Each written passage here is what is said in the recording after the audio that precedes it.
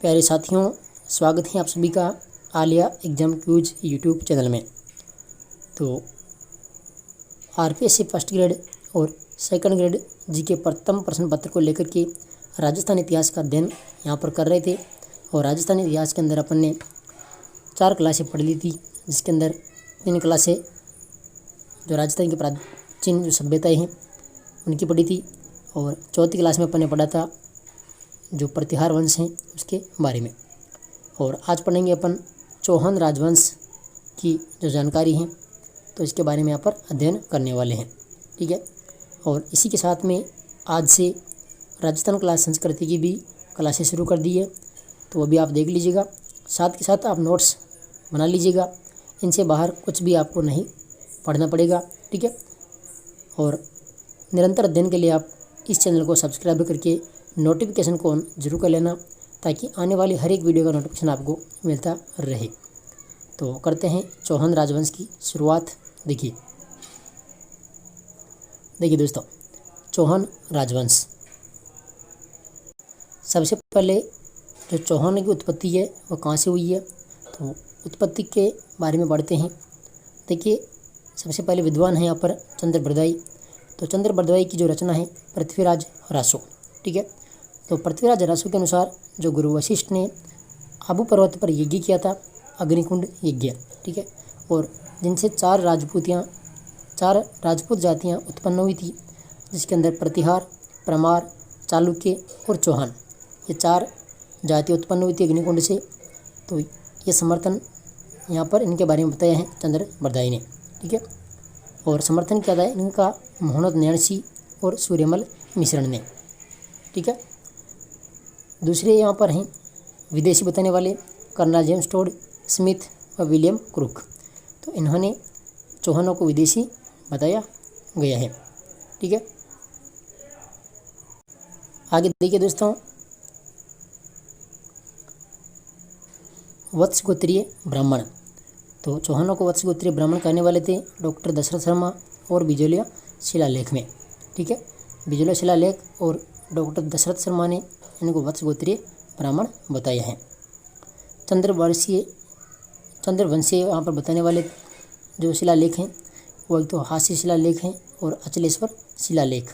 तो इनसे जानकारी मिलती है कि जो चौहान थे वो चंद्रवंशीय थे। आगे जो सूर्यवंशीय हैं, इसके अंदर जयानक, नयन चंद्रसूरी, जोधराज व डॉक्टर हीराचंद ओझा। तो इन्होंने चौहानों को सूर्यवंशीय बताया है। और खज जाति से उत्पन्न बताया है डॉक्टर गौरीशंकर ओझा ने। ठीक है, प्रतिहार चौहानों को क्या बताया डॉक्टर भंडारकर ने, खज जाति से उत्पन्न। और जो चौहान हैं ये गुर्जर प्रतिहारों के ही सामंत थे। ठीक है दोस्तों, तो ये सभी जो फैक्ट हैं आप अपने नोट्स में उतार लीजिएगा। और आप सभी एक बार वीडियो को भी लाइक कर दीजिए और सभी साथियों तक शेयर कर दीजिए, ताकि सभी इनका फ़ायदा उठा सके। बिल्कुल निःशुल्क क्लासें आपको मिल रही है, तो सभी साथियों तक ये वीडियो पहुंचना चाहिए। ठीक है, आगे देखिए, सबसे पहले जो सांबर के चौहान हैं, सांबर के चौहानों के अंदर जो पहला नाम मिलता है वह है यहाँ पर वासुदेव चौहान। ठीक है, वासुदेव जो चौहान हैं यह चौहान राजवंश का संस्थापक माना जाता है। इसी को आदि पुरुष कहा गया है और मूल पुरुष भी इसी को कहा गया है, वासुदेव चौहान को। ठीक है, इन्होंने चौहान राजवंश की स्थापना की थी 551 ईस्वी में, और ये जो इनका मूल स्थान था वो था सांबर सपादलक्स। ठीक है, राजधानी बनाई थी इन्होंने अहिछत्रपुर नागौर को, और निर्माण किया था सांबर झील का इन्होंने, जो बिजोलिया शिलालेख के अनुसार इनकी जानकारी मिलती है। ठीक है, बिजोलिया शिलालेख में चौहानों को वत्स गोत्रीय ब्राह्मण कहा है।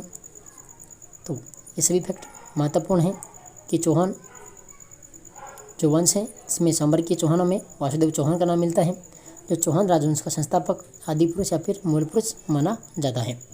551 ईस्वी में स्थापना की थी और इनका मूल स्थान है सांबर सपादलक्स। राजधानी अहिछत्रपुर नागौर को बनाया था और सांबर झील का इन्होंने निर्माण भी करवाया था। इसके बाद में जो अगला नाम आता है वह है दुर्लभराज प्रथम। ठीक है, तो ये प्रतिहार शासक जो वत्सराज हैं इसके सामंत माने जाते हैं दुर्लभराज प्रथम। ठीक है, आगे देखिए दोस्तों, यहाँ पर देखिए दुर्लभराज के समय अजमेर पर मुसलमानों का सर्वप्रथम आक्रमण हुआ था और त्रिपक्षीय संघर्ष में इन्होंने भाग लिया था। वह यहाँ पर ये मारे गए थे। ठीक है, कौन? दुर्लभराज प्रथम।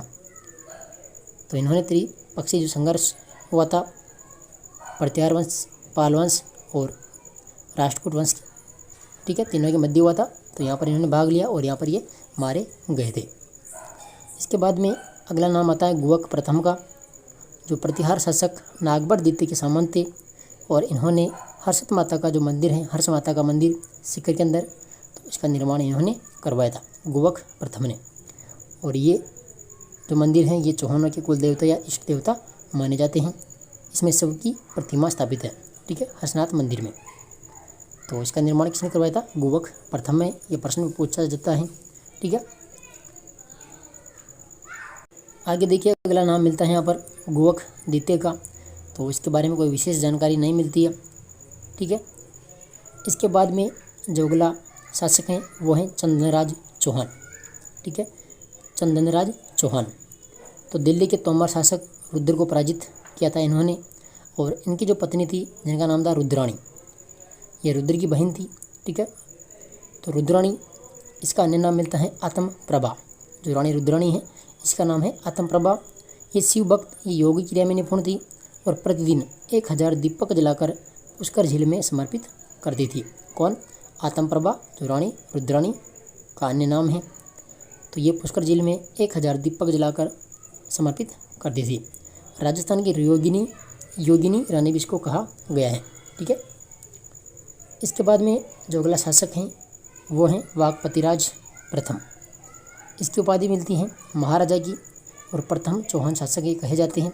ठीक है, जिनको महाराजा की उपाधि मिली थी, वाकपतिराज प्रथम। ठीक है दोस्तों, आगे देखिए जो नाम मिलता है वो शासक हैं सिंहराज। ठीक है, और सिंहराज को उपाधि मिली थी महाराजाधिराज की। ठीक है, महाराजाधिराज की इसको उपाधि मिली। इसके बाद में अगला शासक हैं विग्रहराज द्वितीय, जो प्रारंभिक शासकों में सबसे प्रभावशाली व योग्य शासक माना गया है। चौहान व चालुक्य के मध्य स्थिरता पैदा की इन्होंने और चालुक्य शासक मूलराज प्रथम को इन्होंने पराजित किया। निर्माण करवाया था इन्होंने आशापुरा माता का। ठीक है, और ये कहाँ पर है? बड़ौज, गुजरात में।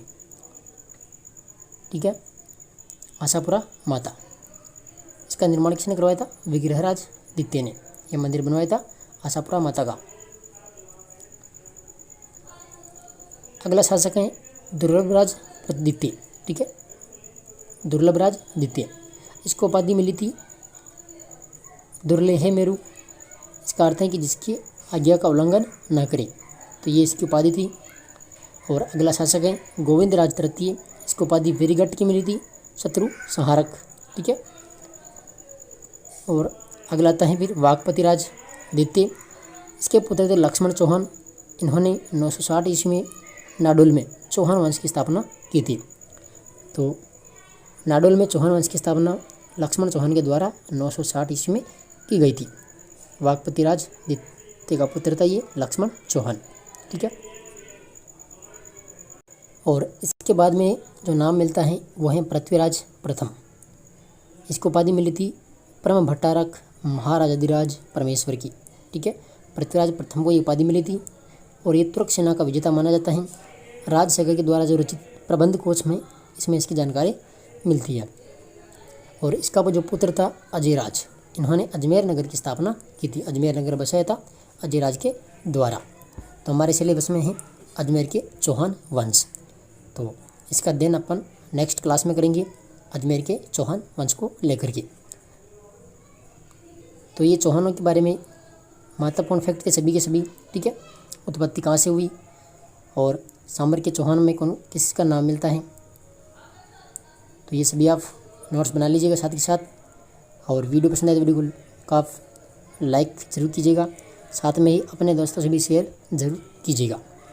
और रेगुलर वीडियो देखने के लिए आप Aaliya exam cues YouTube channel को सब्सक्राइब करके नोटिफिकेशन को ऑन ज़रूर कर लेना, ताकि आने वाले प्रत्येक वीडियो का नोटिफिकेशन आपको मिलता रहे।